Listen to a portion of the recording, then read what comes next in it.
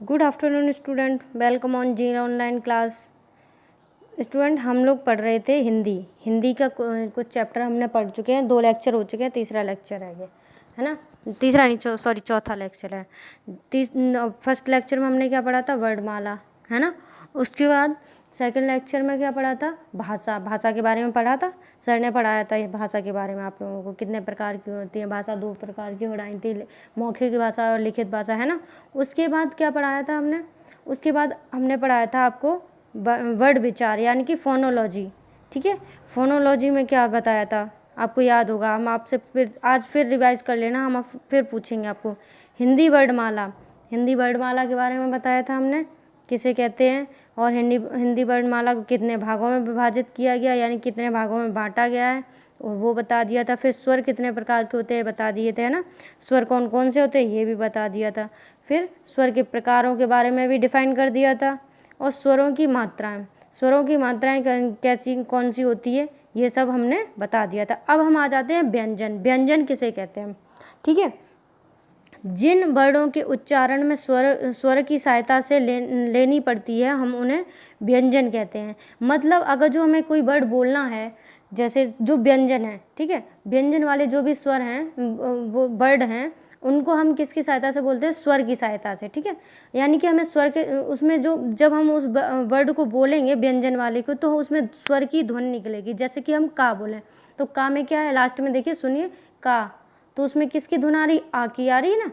खा में लास्ट में आ की ध्वनि आ रही है ना, यानी कि उसमें साउंड किसका निकल रहा है? स्वर का निकल रहा है ना। तो वही चीज़ बताई गई है कि व्यंजन किसे कहते हैं? जिन वर्णों के उच्चारण में, देखिए, जिन वर्णों के उच्चारण में स्वरों की सहायता लेनी पड़ती है, उन्हें हम व्यंजन कहते हैं। हिंदी वर्णमाला में कितने व्यंजन होते हैं? 33। ये तो हमने आपको सबसे पहले लेक्चर में ही बताए थे। हिंदी वर्णमाला में कितने स्वर होते हैं? 33 होते हैं। कौन कौन से, ये भी हमने गिनाए थे, है ना। व्यंजन के भेद, यानी कि व्यंजन कितने प्रकार के होते हैं? व्यंजन 3 प्रकार के होते हैं। कौन कौन से? स्पर्श व्यंजन, अंतस्थ व्यंजन और ऊष्म व्यंजन। ठीक है, कितने प्रकार के होते हैं? 3 प्रकार के। सबसे पहले हम पढ़ेंगे स्पर्श व्यंजन।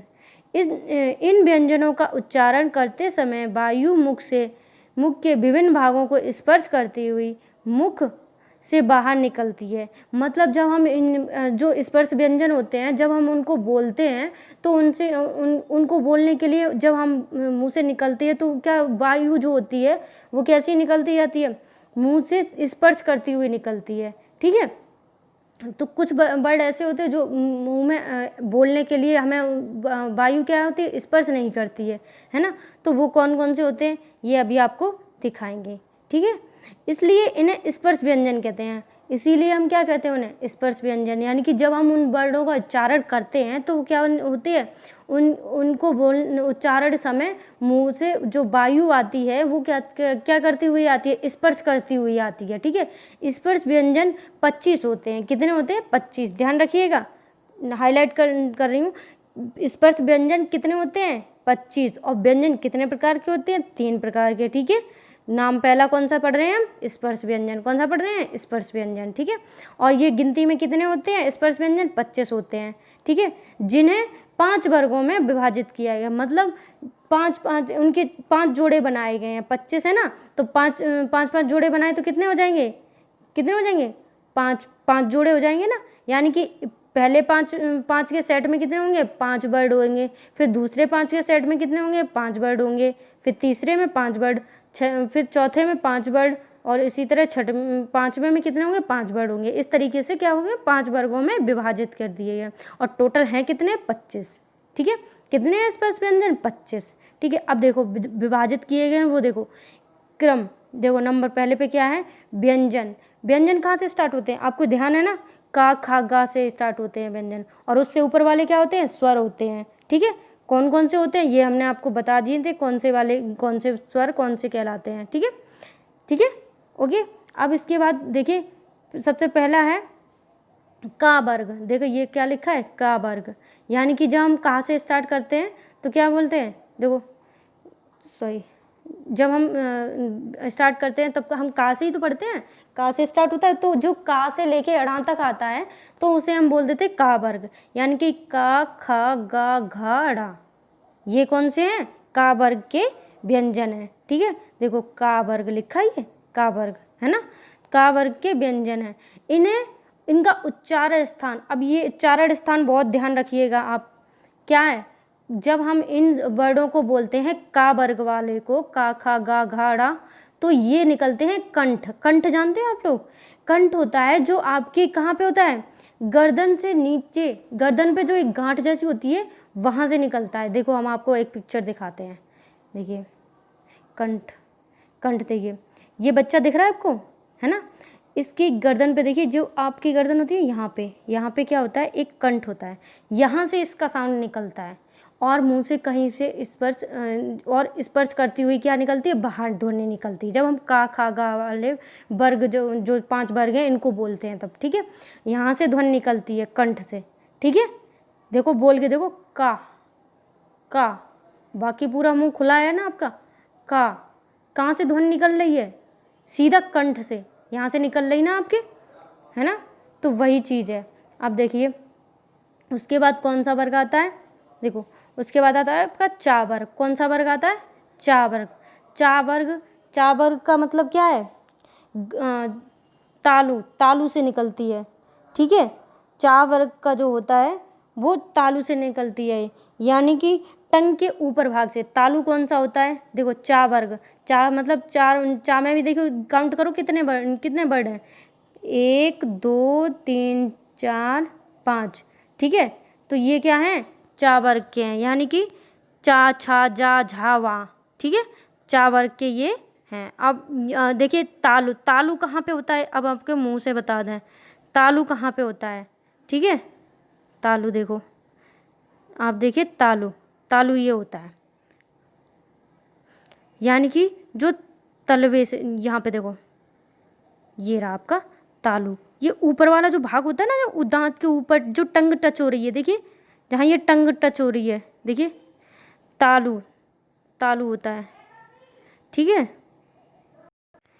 ठीक है बच्चों, तालु समझ में आ गया ना कहाँ पे होता है ना? अब आपको क्या करना है, तालु के बाद अब देखिए आप इसको बोल के देखिए, जब आप बोलेंगे चा, बोलिए चा, चा, देखिए ऊपर से निकल रही है, तालु में टच हो रही ना, छा, छा, टंग ऊपर उठ रही ना, छा उठ रहा है, जा, झा, वा, है ना, तालु से टच हो रहा है।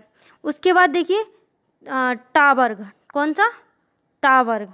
टा वर्ग क्या होता है? ये कहाँ से निकलता है? मूर्धन से।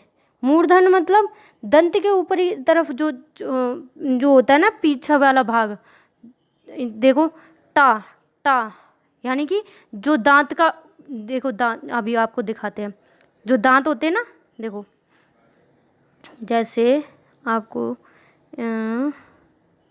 यहाँ देखिए वो तालु, देखो तालु, पहले हमने तालु बोला था, ये देखो तालु ये कहलाता है। ठीक है, अब दंत से मतलब जो दांत के पीछे का भाग होता है, देखो यहाँ पे।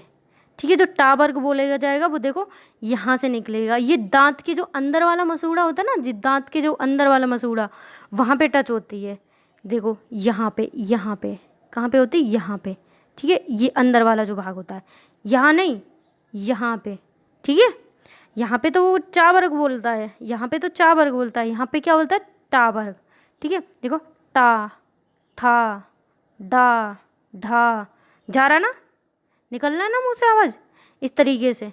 तो अब क्या करना है आपको प्रैक्टिस करके देखना है अच्छे से। ठीक है, पूछेंगे कहाँ से कौन कौन सी की धुन निकलती है, टा, ठा, ढा, ड़ा, ये सारे निकलने ना मूर्धन्य होते हैं। ठीक है, उसके बाद आता है नंबर 4। 4 में कौन सा है? ता वर्ग। ता वर्ग कहाँ से निकलता है? दांत से, दांत से। देखो ता, ता, था, धा, ना, है ना, ता, था, धा, ना, निकलना ना दांत वर्ग, यानी कि दंत से मतलब दांत से, दांत से साउंड निकलता है ना, ता, है ता, था, धा, निकलना है ना। आप लोग प्रैक्टिस करके देखो खुद अपने आप समझ में आ जाएगा, है ना, समझ में आ जाएगा आपको। फिर उसके बाद देखिए पांचवा कौन सा है, पंचवर्ग यानी कि पा वर्ग। पांचवा कौन सा है, पार। क्रम याद रखना, पहला वर्ग कौन सा है, का, दूसरा चा, तीसरा टा, चौथा कौन सा है, ता वर्ग, फिर पांचवा पा वर्ग। ठीक है, पांचवा वर्ग। सीरीज पूछ लेते हैं कि तीसरे वर्ग पे कौन से वाले व्यंजन होते हैं, तीसरे में कौन सा वर्ग होता है ना। तो कौन सा वर्ग होता है तीसरे नंबर पे, टा वर्ग होता है। तो टा में कौन कौन से आते हैं वर्ड कौन कौन से आते हैं, टा, ता, ठा, ढा, ड़ा, है ना, ड़ा, ये सब क्या होते हैं। और कहाँ से ध्वनि निकलती है, मूर्धन्य से। कहाँ से निकलती है, मूर्धन्य से। ठीक है, तो उसके बाद आ गया है पांचवा क्या है, पावर्ग। पावर्ग मतलब ओष्ठ मतलब क्या होता है, ओंठों से जब साउंड निकलता है तो वे क्या होते हैं, ओंठ। देखो ओंठ स्पर्श करते हैं ना, देखो स्पर्श किसको कर रहे हैं, होंठ को स्पर्श कर रहे हैं ना। देखो पा बोलते हैं, फा, बा, भा, मा, इन सब में देखो ध्वनि निकाल के आप बोल के देखो खुद, कहाँ से निकल रही है ध्वनि, पा। देखो पा, लिप्स टच हो रहे ना, टच हो रहे, पा, फा, सबको समझ में आ रहा है। ठीक है, और इसमें देखो विशेष क्या है, विशेष बोल रहा है डा और ढा भी स्पर्श व्यंजन में ही रखे जाते हैं। हाँ, तो भाई स्पर्श व्यंजन में ये भी रखे जाएंगे, है ना, इनको स्पेशल एक वो दे दिया है। तो अब इसके बाद क्या है, अंतस्थ व्यंजन। अब अंतस्थ व्यंजन क्या होते हैं, व्यंजन 3 प्रकार के होते हैं। अंतस्थ व्यंजन क्या होते हैं, जिन व्यंजनों का उच्चारण करते हुए जीवा मुख के किसी भी भाग को स्पर्श नहीं करती है। यानी कि जब हम इन वर्डों को बोलते हैं तो जीवा, जो हमारी जीभ होती है, वो मुख के किसी भी भाग को, यानी कि मुंह में कहीं पे भी टच नहीं करती है। ठीक है, जैसे अभी ता बोल रहे थे तो ता से जीभ भी तो टच होती है ना, स्पर्श करती है, लेकिन लिप्स पर ज़्यादा साउंड निकलता है ना, लिप्स से ज़्यादा निकलता है। तो वही चीज़ है। अब इसमें क्या है, जब हम अंतस्थ स्तर व्यंजन बोलते हैं तब क्या होता है, तब हमारे जो जीवा है, मतलब जीभ है, वो मुख के किसी भी भाग में क्या नहीं करती है, स्पर्श नहीं करती है। ठीक है, स्पर्श नहीं करती, उन्हें अंतस्थ व्यंजन कहते हैं। इन व्यंजनों का उच्चारण स्थान स्वरों और व्यंजनों के बीच में होता है। क्या होता है, इनका जो अंतस्थ व्यंजन है, इन व्यंजनों का उच्चारण जो होता है वो उच्चारण स्थान क्या होता है, स्वरों और व्यंजनों के बीच में होता है।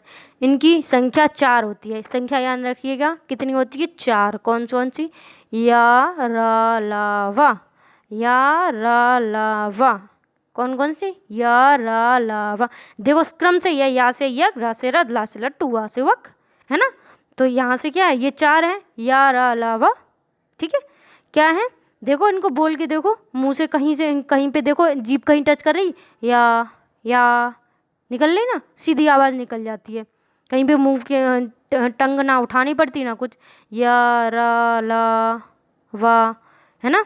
कहीं स्पर्श कर रही है, देखो, या, रा, ला, वा। थोड़ी बहुत तो वो उठती है, वो ध्यान नहीं है, लेकिन मूल बात बोली जाती है कि ये क्या है, कहीं पे स्पर्श नहीं करते हैं। ठीक है, जैसे आप ये भी सोच रहे होंगे कि या बोल रहे हैं, रा बोल रहे हैं, तो रा में थोड़ी टंग उठ रही है, कहीं टच हो रही है, ऐसा कुछ नहीं होता। वो जब उच्चारण सही से करते हैं तो नहीं मालूम पड़ती है वो हल्के से। ठीक है, उसके बाद है ऊष्म व्यंजन। ऊष्म व्यंजन क्या होते हैं, थर्ड वाले देखो, ऊष्म व्यंजन, जिन व्यंजनों का उच्चारण करते समय वायु मुख के विभिन्न भागों से रगड़ खाती है। जैसे मतलब जब हम इन व्यंजनों का उच्चारण करते हैं तो वायु, जो मुंह से वायु निकलती है, हम वर्ड बोलते हैं तो उसमें क्या होती है, वायु निकलती है ना। जो वायु निकलती है वो विभिन्न भागों को रगड़ खाती हुई जाती है। ठीक है, यानी कि वो इस पर मतलब एक तरीके से कहीं कैसे बोल सकते हैं, ऐसे बोल सकते हैं जैसे कभी टच कर रही है वायु, कभी नहीं कर रही है कहीं पे, इस तरीके से, मतलब टच करती हुई, नहीं करती हुई, टच करती हुई, इस तरीके से निकल के जाती है, जिसके कारण ऊष्मा सी उत्पन्न होती है। जब हम इन वर्डों को बोलते हैं तब मुंह से क्या होती है, आप देखो सर्दियों में जब आप बोलते हो, कोई वर्ड बोल के देखना, तो क्या निकलता है, एक धुआं सा निकलता है ना, जो क्या होती है, जो हमारे चारों तरफ दिखाई देती है। तो वही चीज़ होती है जो जब गर्मियाँ होती है तो हमें दिखाई नहीं देती। तो वो चीज़ जब हमारे मुंह से ध्वनि निकलती है तो क्या ऊष्मा थोड़ी सी निकलती है, ठीक है। इन्हें ऊष्म व्यंजन कहते हैं। इनकी संख्या कितनी होती है? 4। इनकी भी संख्या क्या होती है? 4 होती है। अंतस्थ व्यंजन की भी कितनी होती है? 4 होती है।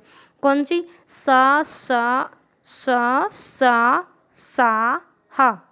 देखो इनको बोलो सा। देखो जरा जरा सी क्या होती है, जब इनसे ऊष्मा जो निकलती है, मुंह से जो हवा निकल रही है वो कहीं कहीं टच होती जाती है ना। सा निकल ली ना आवाज, देखो सा है ना।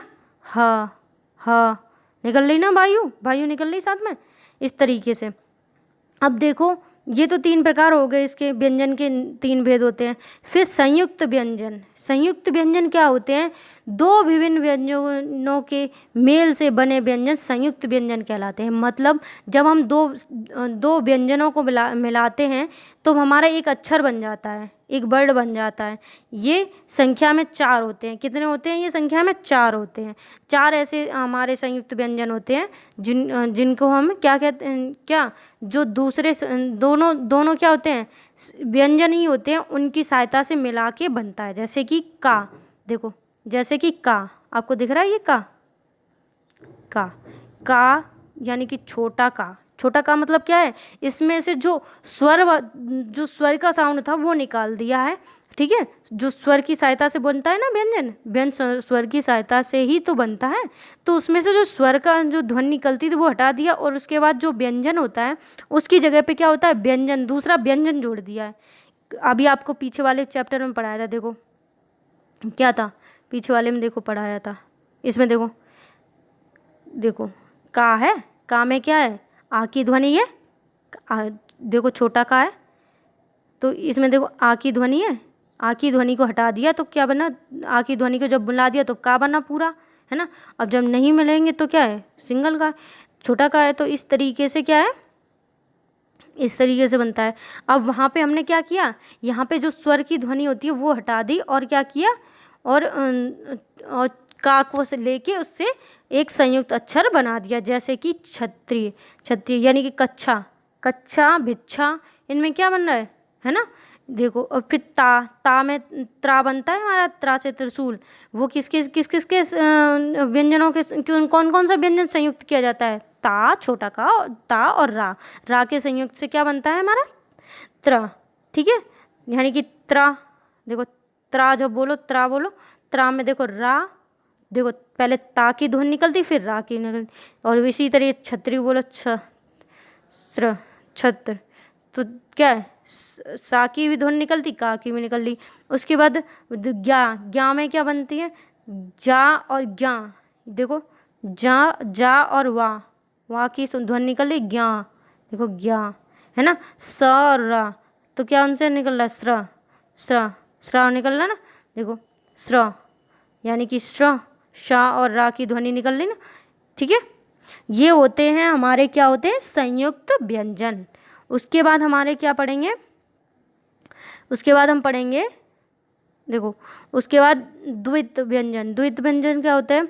द्वित व्यंजन वो होते हैं दो समान व्यंजनों के मेल से बने व्यंजन द्वित व्यंजन कहलाते हैं। मतलब 2 समान, यानी कि वर्ड कैसे हो? व्यंजन ही हो, दोनों व्यंजन हो, लेकिन हो दोनों एक ही व्यंजन के, एक ही व्यंजन हो, ठीक है। जैसे समान व्यंजनों से, यानी कि का और का लिया, खा और खा लिया, टा और टा लिया, पा और पा लिया, ठीक है। जैसे देखो का और का को लिया, का और का को ले लिया हमने, देखो का और का को लिया तो आधा का और का, यानी कि मक्का, पक्का, है ना। चा और चा को लेंगे तो पा और पा को ले, देखो पप, यानी गोलगप्पा। सबके मुंह में पानी आ गया होगा गोलगप्पे के नाम सुन के, तो बहुत दिन से नहीं खाए है ना। चप्पल, है ना। उसके बाद देखो जा में, देखो जा में कौन सा था? जा, छोटा जा और बड़ा जा, यानी कि छज्जा और लज्जा, ठीक है। ला और ला को ले लिया तो बल्ला और गुल्लक, है ना। सबके पास गुल्लक तो सबके पास होगी अभी, है ना। तो ये है। और देखो चा को लिया चा, बच्चा, सच्चा, ता को लिया तो ता, पत्ता, छत्ता, माँ को लिया मम्मा, अम्मा, चम्मा, है ना। दा को लिया दा, गद्दा, रद्दी, है ना। संयुक्त व्यंजन तो संयुक्ताक्षर यानी कि संयुक्त युक्त अक्षर, ठीक है। अब क्या है, संयुक्त युक्त अक्षर। अब क्या बनेगा, इसमें क्या है, दो अलग अलग व्यंजनों के मेल से अक्षर संयुक्त अक्षर संयुक्ताक्षर कहलाते हैं, ठीक है। यानी कि क्या है, इसमें दो अलग अलग व्यंजन लिए गए हैं, ठीक है, अलग अलग व्यंजन, वो अलग, ये वाला संयुक्त, ये संयुक्त व्यंजन था, ये संयुक्ताक्षर है, अक्षर बना रहे हैं, ठीक है, अक्षर, ठीक है, यानी कि बर्ड, एक तरीके से बर्ड बन रहा है, ठीक है, संयुक्ताक्षर। और ये क्या है,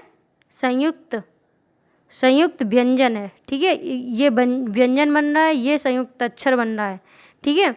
यहाँ पे क्या है, जो दो अलग अलग व्यंजनों के मेल से बने अक्षर संयुक्त अक्षर कहलाते हैं, ठीक है। दोनों में डिफरेंस समझ लेना, संयुक्त अक्षर और संयुक्त व्यंजन। व्यंजन कितने होते हैं संयुक्त व्यंजन, 4, ठीक है। कौन कौन सा बनाया है, श्री वाला,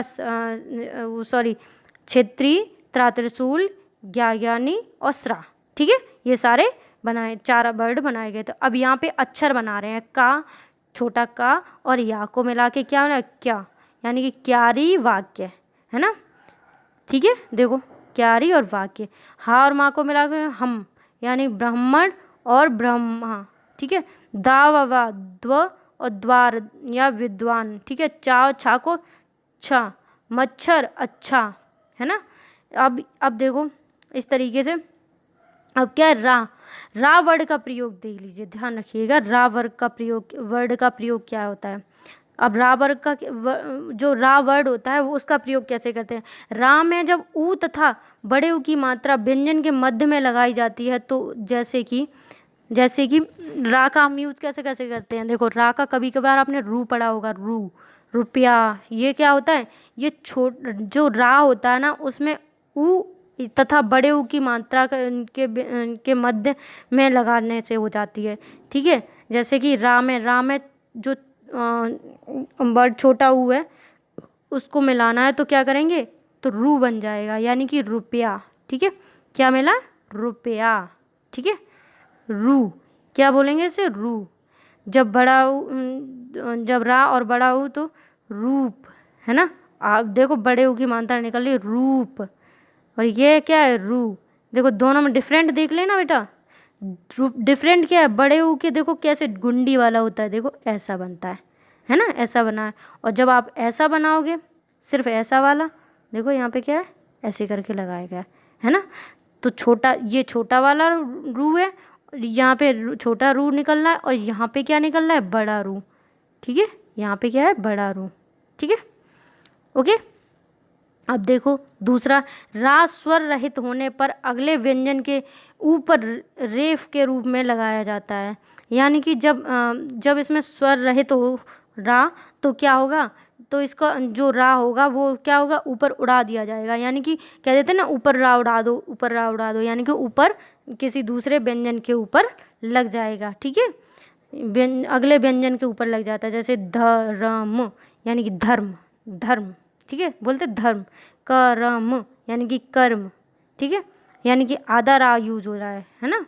यानी कि आ का क्या है, स्वर, इसमें से स्वर की ध्वनि निकाल दी गई है। अब देखो जब रा स्वर रहित व्यंजनों के बाद हो, तो जब स्वर रहित होने पर तो क्या होता है, ऊपर उड़ता है, ठीक है। और जब स्वर रहित व्यंजनों के बाद हो तो क्या होता है, तो उसे व्यंजन की खड़ी पाई के साथ रा यानी कि पदेन के रूप में लिखते हैं। पदेन के रूप में मतलब उसके पद में लगाते हैं, पद में, ठीक है, जो उसका निचला भाग होता है उसमें लगा देते हैं, ठीक है। और जब उसमें स्वर रहित हो तो फिर क्या होता है, तो स्वर रहित होने पर अगले व्यंजन के ऊपर लगता है, ठीक है, ठीक है। और जब ये क्या हो, दोनों में डिफरेंट समझ लेना, स्वर रहित हो और व्यंजन के ऊपर लगता है, कब, ठीक है। और दूसरा क्या, जब स्वर रहित व्यंजन के बाद हो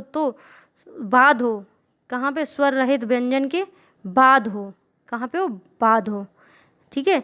तो क्या हो जाता है, तो उसके पाई के साथ रा पदेन के रूप में यूज करते हैं, जैसे कि क्र प्लस रा प्लस मा यानी कि क्रम, क्या है, क्रम, ठीक है। चा प्लस का प्लस रा यानी चक्र, ठीक है। यहाँ देखो स्वर रहित है, सारे वर्ड हैं स्वर रहित, ठीक है। अब क्या है, अब नेक्स्ट देखो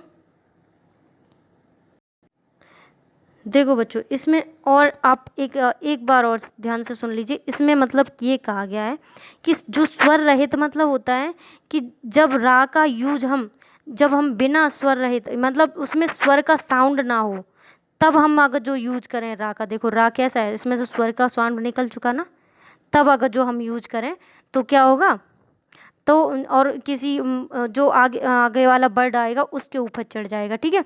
और जब हम इस रा का यूज कोई वर्ड दूसरा व्यंजन हो और रा कैसा हो, स्वर रहित हो, यानी कि उसमें क्या हो, स्वर शामिल हो, ठीक है, स्वर शामिल हो, और जो उससे पहले वाला जो वर्ड यूज हो, जैसे ये का यूज हो रहा है, वो क्या हो, उसमें स्वर की ध्वनि ना हो, तब क्या लगता है, तब उसमें लग जाता है जो रा होता है वो नीचे उड़ जाता है, ठीक है।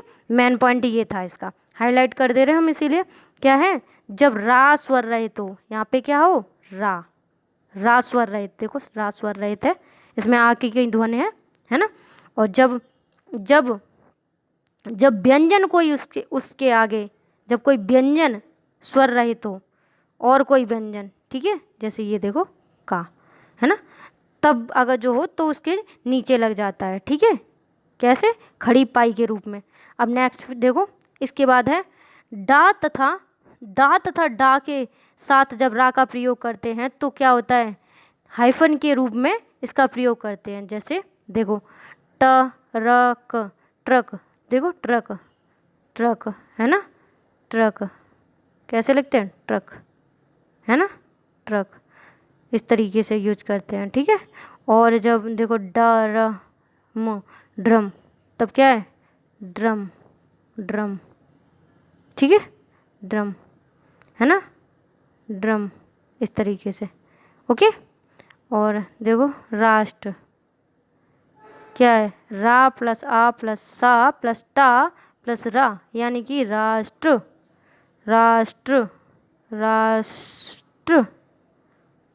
ठीक है, अरे सॉरी, इस तरीके से राष्ट्र, ठीक है, इस तरीके से, ओके, इस तरीके से हो जाता है। किसी शब्द के प्रत्येक वर्ड का अलग अलग करना वर्ड विक्षेप कहलाता है, यानी कि उसे जब कोई शब्द होता है, शब्द को वर्डों में अलग अलग तोड़ना क्या कहलाता है, वर्डों में तोड़ना क्या कहलाता है, वर्ड विच्छेद कहलाता है, ठीक है। ओके स्टूडेंट, अब किसी को भी कोई प्रॉब्लम हो तो बताना, ओके, थैंक यू।